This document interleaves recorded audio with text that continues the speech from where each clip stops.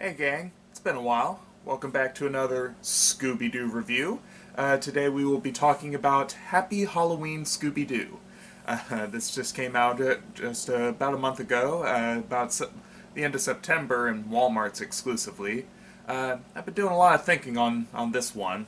It bills itself as the first Halloween Scooby-Doo movie, even though that's not really true. um, you have Happy Halloween Scooby-Doo, which, while not a movie, was a 30-minute special for What's New Scooby-Doo, and also Scooby-Doo and the Goblin King, which was also a Halloween-themed movie. But I guess it might be one of the first Scooby-Doo movies with Halloween in the title? I guess you can argue that.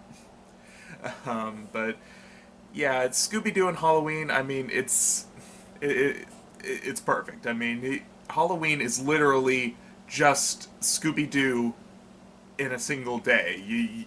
Kids dressing up, big people dressing up in costumes, going around spooking each other and scarfing down treats. I mean, it's literally what the gang does on a daily basis, down to just one night. You have some amazing guest stars, some action, definitely comedy, of course. You got to have the comedy, and a lot of interesting character development for each member of the gang. Really, I mean, there's a lot to unpack in this movie, which is a really a really nice thing given the last couple direct-to-video movies, and especially this year's theatrical release of Scoob. This is a really nice change of pace. There's a couple things that we need to know going in. First off, spoilers. I'm trying not to give too much away, but I will be going in depth on certain things. So if you think you want to watch this movie, go watch it. Anyway, opening right up, we have a Halloween parade in Crystal Cove, of all places. The last couple Scooby projects have like teased Crystal Cove. The Scooby canon is a very weird thing. We're never told in this movie or any of the other things whether the gang explicitly comes from Crystal Cove. But there's like a sign at one point in the movie where it reads the hauntedest place in the world, just like Mystery Incorporated.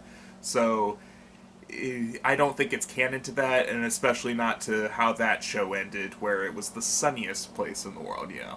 It's just a heads up, but it's really neat to have the setting be Crystal Cove for the first part, and the beginning of this movie, it's just mind-boggling. We have special guest star Elvira, Mistress of the Dark. She's putting on a parade, and we cut to the gang. They're opening up with them trying to finish up a mystery. Then each of the gang is a little bit different here. They all have their own character arcs and stuff to go on in this movie. Everybody has like their own little story. But they track down the bad guy, and of course Scooby and Shaggy want nothing to do with this. And then Velma's just like, "Oh, come on, you guys! Seriously, there's nothing to be afraid of," which we're gonna touch up on that. But Scoob and Shag, this monster scarecrow comes out of the building, and they're like, they peace out. We don't know these people. And they just hide out in the van, and stuff's exploding. People are screaming. Pure terror out there with quite a literal terrorist attacking this parade. And Scooby and Shaggy are just like sitting like this. just trying to block it all out. And then they turn on the radio and just start scarfing down candy to try and calm down. And then you get the 60s music going, well, 60s style. You get that music going, and as the opening credits, and it just paints like this weird dissonance between everything that's going on outside the van and the music, and then just the pure chaos. I found it very funny. And there's also like some great you pause during like there's some newspaper clippings in the van, which just lot of good jokes there, and a reference to the Injustice League, because believe it or not, this movie confirms that the gang exists within the DC universe. Now, which Earth or whatever, I don't know. It's never explained, but yeah, it's been pretty consistent that quite a few incarnations of Scooby-Doo take place within a DC universe. Given they've teamed up with at least 3 or 4 different versions of Batman, and it and we don't Batman's not in this movie, but as we soon find out, one of his villains it plays quite a key role in this film, where they finally get the guy and unmask the Scarecrow to be the Scarecrow. Dun dun dun. But no, it's Dr. Jonathan Crane. That crazed guy who, the Scarecrow uses fear gas to cause mass panic and everything. He has like these drones that'll release this fear toxin, but luckily Scooby and Shaggy come to save the day by using Scooby as like a machine gun shooting candy. Like he's loaded, man. It's very amusing. We get like this moment where the gang they stop the drones and everything, and he's being taken away, and then the Scarecrow talks to Velma like because they're kind of set up to be like foils for each other in this movie, because Velma is very scientific, doesn't believe in the spooks. And weirdly enough, this is something that they've been doing in the past couple movies.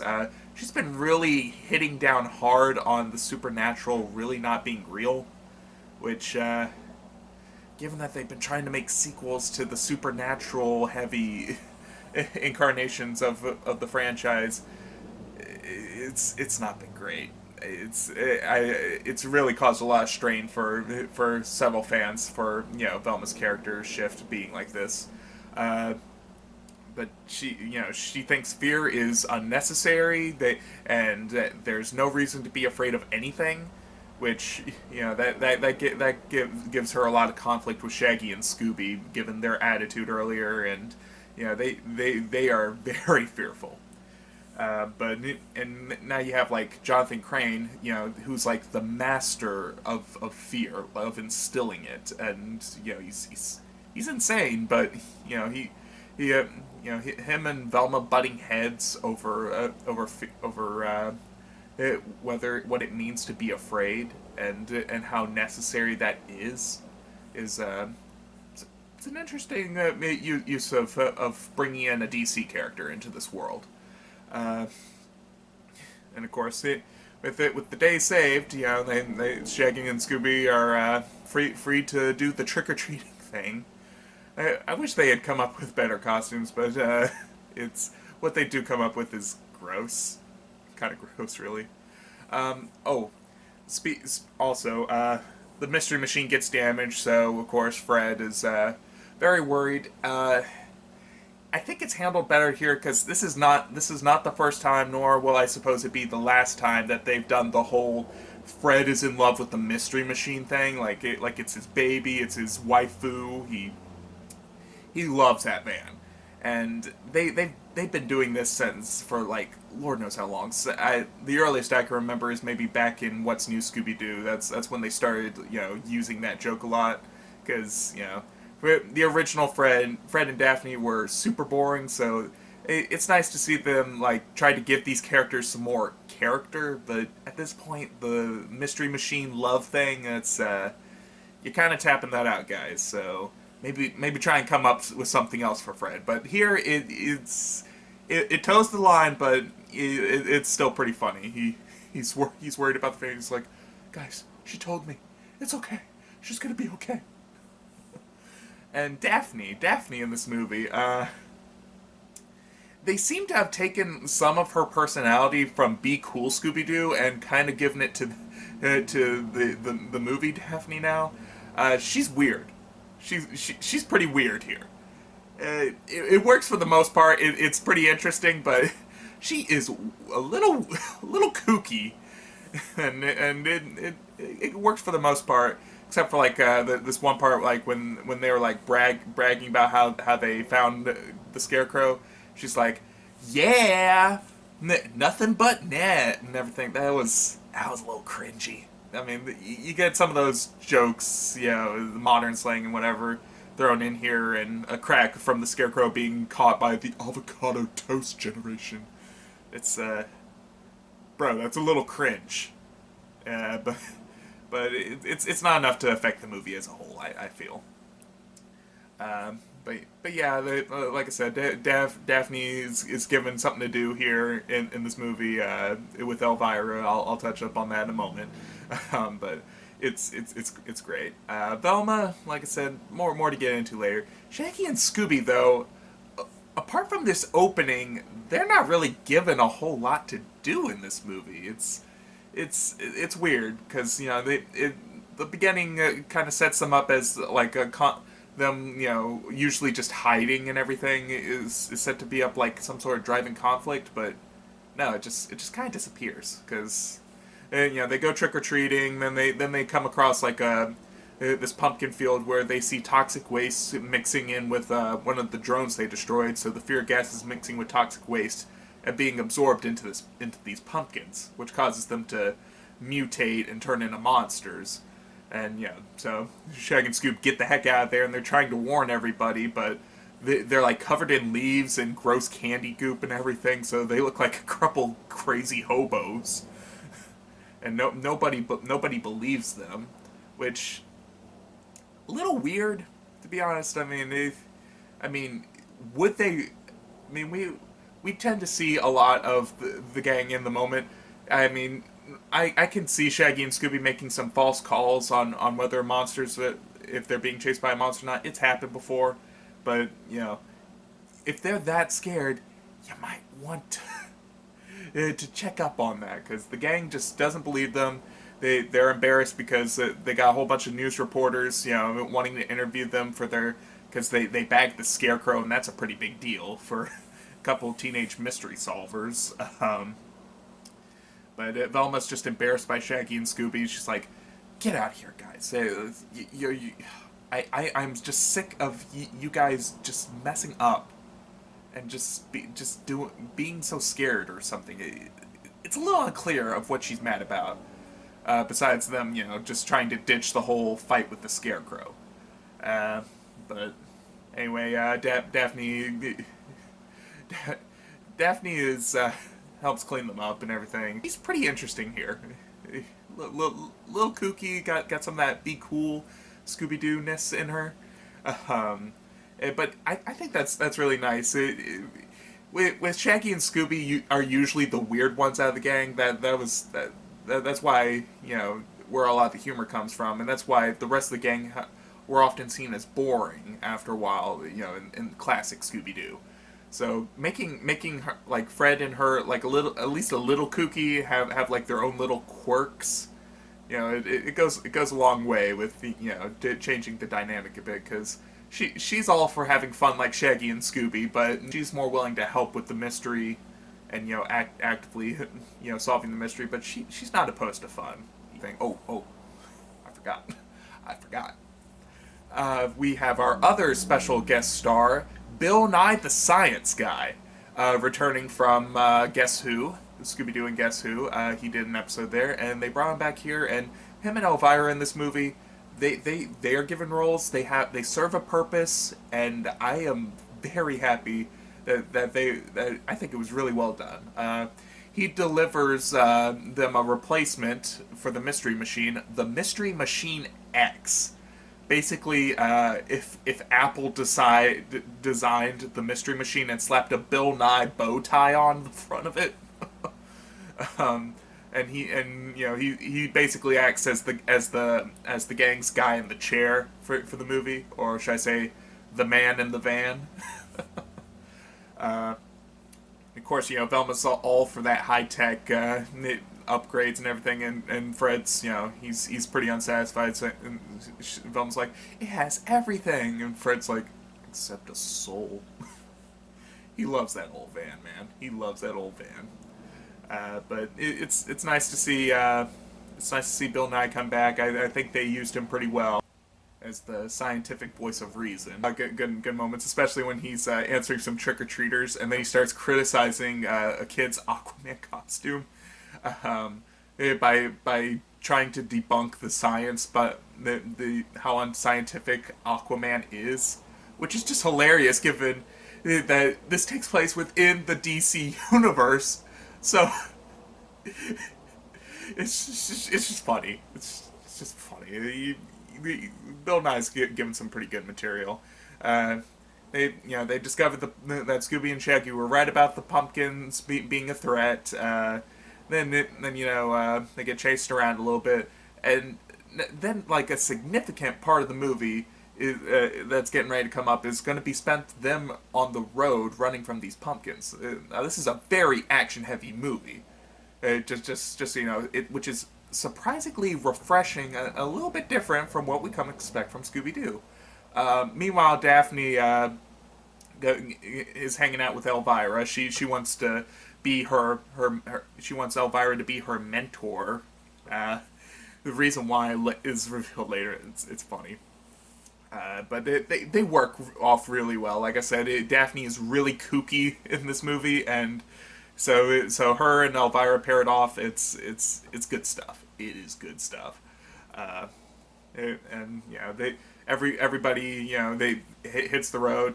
Shaggy and Scooby are riding with like this guy Mike and his daughter. They're like these two side characters. I'm not really sure what the point of them really is in the movie. To give like an outsider's perspective on the insanity that is going on. It's just nuts. But he gives Scooby and Shaggy a lift, and Fred and Velma are in the Mystery Machine X, and Elvira and Daphne are in Elvira's car. And they're just like booking it from these pumpkins. Almost the rest of the movie is spent on the road, just trying to outrun these pumpkins, and Velma's just trying to figure out what is going on, because they don't have time to stop and look for clues, and she just doesn't know if these things can be real, because her first thought is they've been exposed to the fear gas, because that is a very real possibility. Bill Nye says no, and then they're like, well, are they real pumpkins? Yes, the pumpkins are real, like they're real pumpkins.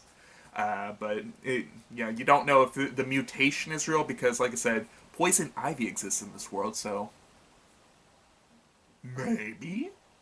But chemicals don't normally cause that drastic of a change in the real world. So, like I said, Bill Nye offering that real world's perspective, it's just really interesting, because this is a world where they regularly debunk the supernatural, but the mere presence of Scooby and some stories have real supernatural elements in it, and then taking place within the DC, and also it doesn't directly confirm it, but it's just by logically that everything that happens in DC is applicable here. And DC is weird, man. You got ghosts, you got magic and everything. And while that's not really a part of this movie, it just like you're just wondering what's going on. What is the deal with these pumpkins? Is the Scarecrow behind all this? Because they kind of hint at there's something deeper with that. Because the Scarecrow's already been arrested, and they already the feds already took him off. And Velma's just trying to figure out what to do. And she just doesn't know. And she starts talking about like this mind palace. And the more she said mind palace, the more annoyed I got. But just basically like just like her like this mental like this place in her brain where she just like imagines, and she can think and process it, the clues and everything, and just like. Can everyone be quiet so I can go to my mind palace? Yeah, but the pumpkins come back. It gets the sheriff. I should have said the sheriff here is the same one that's been in the last two movies, like Return to Zombie Island and the 13th Ghost. And here they're gonna finally close out that arc where he criticizes the gang, saying that they should leave the mystery solving to the authorities and stay out of things. Um, and here's no different. He's just like, hey, you kids did good getting the scarecrow, but seriously, you should leave things to the authorities. And then like this new thing that they kind of added for this movie is like, I've been telling you since the trash monster Scranton. I'm like, okay, that's important. You never mentioned that in the last two movies, so I don't know. I don't know what idea they had for like this mini arc threading through these last two movies. But it culminates here. But I don't know if they really utilized it to the fullest of its potential. But I'm just glad it's over. We'll get to. Anyway, out of options, Velma decides that it's about time that they confront the Scarecrow again and interrogate him to see what his involvement in all of this is. So Velma, Shag, and Scoob, while they're still driving now on the road, they're able to jump onto the armored truck that's housing the Scarecrow. With Shaggy and Scooby utilizing Scooby snacks, like Popeye spinach. I always love it when they do that. Giddy up, Scoob!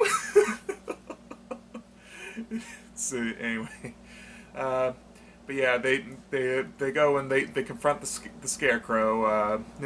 Velma once again, butting heads with him on about fear, because at this point, people are questioning whether she's afraid because they don't know what's going on, and it's just a pretty dangerous situation that they're in. But Velma's being really stubborn, saying fear is an illogical reaction to an imaginary threat. Girl, these pumpkins are driving vehicles and trying to run you off the road. The threat is real. Now, whether they are actually supernatural creatures, they're actually mutant pumpkins. Now, I mean, that part, that's up in the air, but the danger's real. And fear is a very, very illogical reaction to that. Which which is what Jonathan Crane is trying to impress on her, saying fear knows the answer before you do. And then then Scarecrow reveals that he wasn't there to really attack the town at all. Why'd he have the drones filled with fear gas then? But rather to just watch the parade with Elvira, because he's a fan. I just get a laugh out of that. But yeah, and then it turns out that he has no idea what these pumpkins are. He has very little involvement. So whoever set him up and sicked the Scooby gang on him, it doesn't really. It's not really anything that has to do with his planning. But of course, the pumpkins catch up with them and start breaking into the armored vehicle. Getting rid of the cops, so Velma's faced with the dilemma of letting Crane get taken by the pumpkins or letting him out of his cell so he doesn't die. And she quotes that story about the scorpion and the frog. But yeah, she lets him go, and she's like. They're getting away, and she's like, Dr. Crane? Dr. Crane? And you're what you'd expect is him to just straight up abandon them, and I mean, he's a bad guy, but oddly enough, he sticks around and fights off some of the pumpkins, gets them off their tails. I assume it's because, like I said, he's a fan of Elvira, and Elvira is the only one with a working vehicle at this point. And he's just like, big fan of your work. With a costume like that, you better be. That's pretty cool. Then he gets taken out of the story. The pumpkins get him. But at this point, all the vehicles are broken and out of gas, so they have to run on foot now into the woods for the final confrontation of the movie. Fred does like what I'm told. Will told me was a shot-for-shot reference to, of all things, Predator setting up like traps, like with wooden stakes and everything.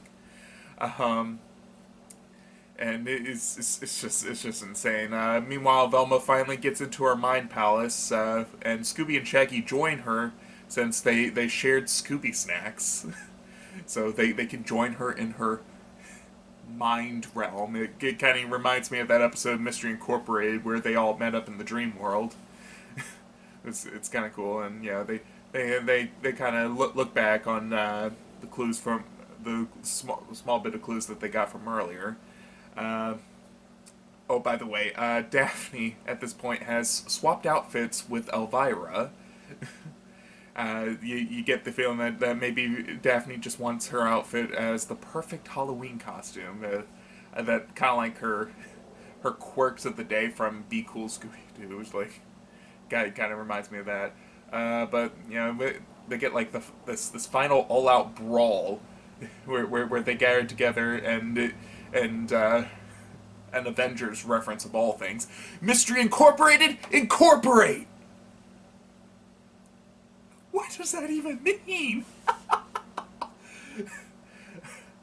But they have like this big all-out fight, just smashing these pumpkins, and oh my gosh, they get that orange stuff all over them. If this was blood, if this was people, my goodness, this movie would be very gory. Gordy? Is this Gordy? But of course, they got that music kicking back in. Refreshingly enough, no Scooby-Dooby door chase. All those old gimmicks that I've just been grown sick of because they use them way too much in the Guess Who cartoon. Like the door chases, the gag of Scooby and Shaggy tricking the monster through a disguise. They don't rely on that in this movie. They're just outright brawling with these pumpkins. Scooby and Shaggy, they get overwhelmed pretty quickly and abandon fighting, and they do a little running around because, you gotta have that. That's a core part of Scooby-Doo. But it's pretty subdued, and I'm just, it's refreshing. This feels cinematic. It feels like a movie. Instead of just, an extended episode of the cartoon, which I'm all for it. But there's just too many. Then Velma figures it all out, confronts, and, she gives this big old speech like, yes, I am afraid. I'm afraid of failure and failing my friends. The true power of friendship. Let's show them the real superpower of teamwork. But she jumps in, has Fred use the app that they scrambled the drones with earlier to shut it down. Turns out, spoilers, all the pumpkins are drones. The big monster pumpkins, like this big robot. And surprise, surprise, it's the sheriff. Like, he's the sheriff, and I'm out here, and we're in there, and they're in there, and what I want to know is where's the caveman? Sorry. But yeah, the sheriff of all things, I saw it coming. I knew they were setting something up with that sheriff with these past few movies, but I'm glad it's over. I'm glad they finally got this arc out of the way. Maybe they can move on to, better things now. But this just felt a little weird because now they're saying, like, he's apparently not even a real sheriff. He's some guy that they busted, this trash monster of Scranton, which we never saw that mystery, so. But, just some random guy that the gang had busted before, and, he wants his revenge on those meddling kids. And through these past few movies, he's been impersonating a sheriff and just discouraging them from solving mysteries, and just trying to make them make a fool out of them. And he involved the Scarecrow because he's apparently like some businessman, and the Scarecrow was a fan of his tech, so he set him up to take the fall. But and he nearly gets away with it too, but it's a surprisingly dark twist. The gang keeps him talking long enough to track down the hologram and the phone signal or whatever. Uh, but the guy is driving through some fields, and the Scarecrow. And by the time the cops find the car, the Scarecrow and the guy are long gone. They never find him, by the way. Did Scooby-Doo just imply that that the villain just got killed? Because that's not below the Scarecrow. He I don't know what he would do with that guy, and he's gone. He's disappeared. They could find him tortured and hopped up on fear gas, but any way you look at it, it ain't pretty. I was honestly surprised at how dark they went there. um, but yeah, nice happy ending. The gang go to a party, and everything. And oddly enough, I believe it was Roger Craig Smith that sounded like him, dressed up as some guy dressed as Fred Flintstone. So that was kind of funny. But yeah, the Mystery Machine and the Mystery Machine X got blown up during this movie, and so Fred had that moment where he just snapped and everything. That's why he went all Predator.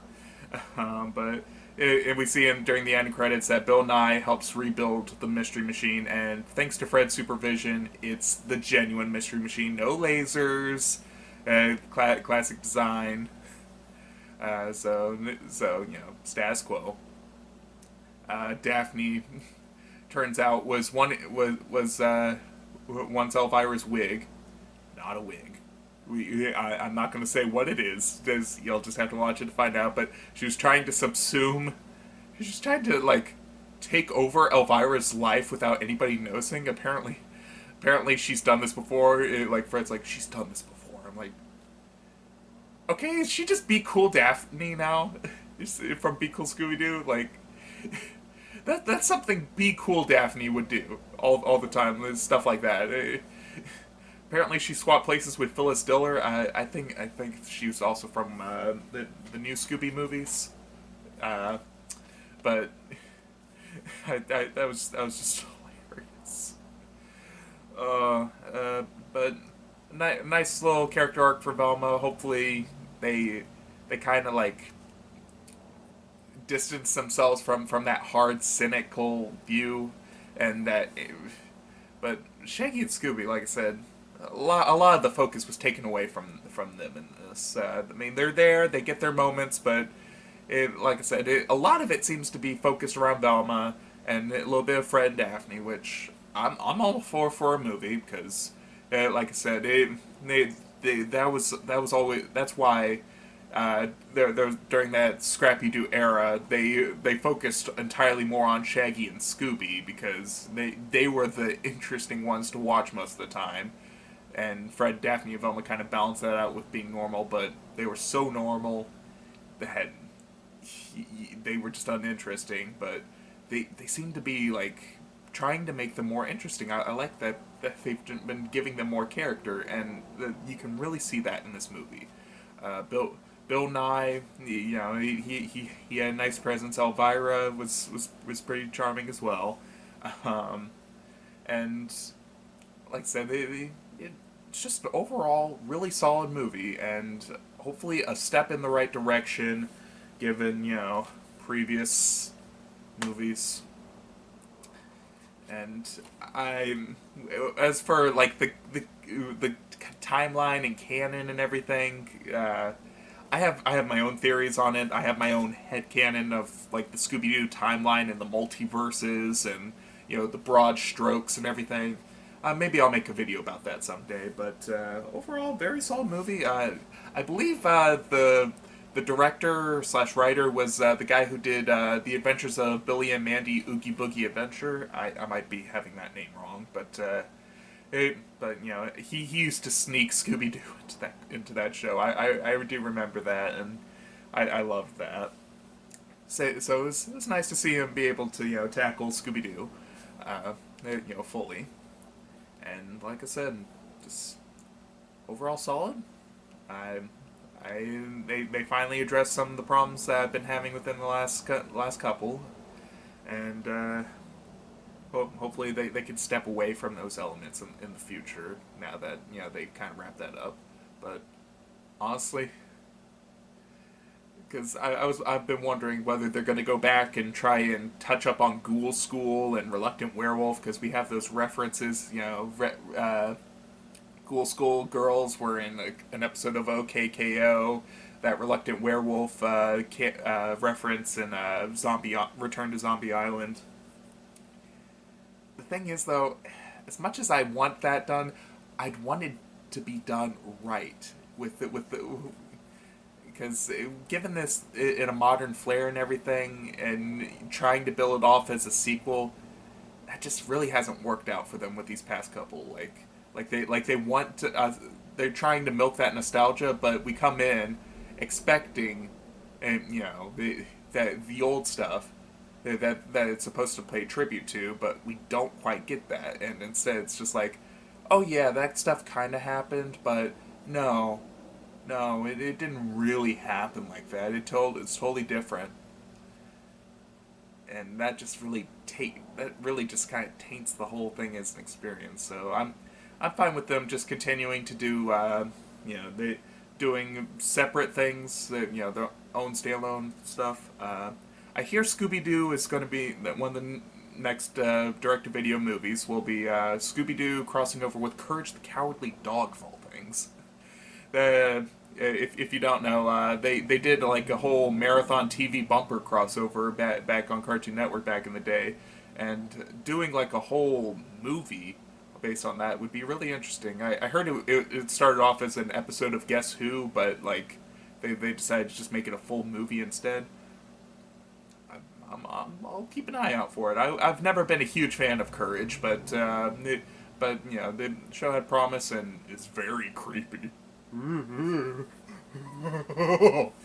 But yeah, that's my overall thoughts on Happy Halloween Scooby-Doo. Thank you everyone so much for watching. Like, comment, subscribe. Let me know what your thoughts on the movie are, or if you're intending on seeing it. And let me know if you want me to get back into my Scooby-Doo and Guess Who reviews. They've dropped new episodes. I've heard some exciting things coming from the future for that series, and I enjoy making these. It's just been hard lately, finding the time.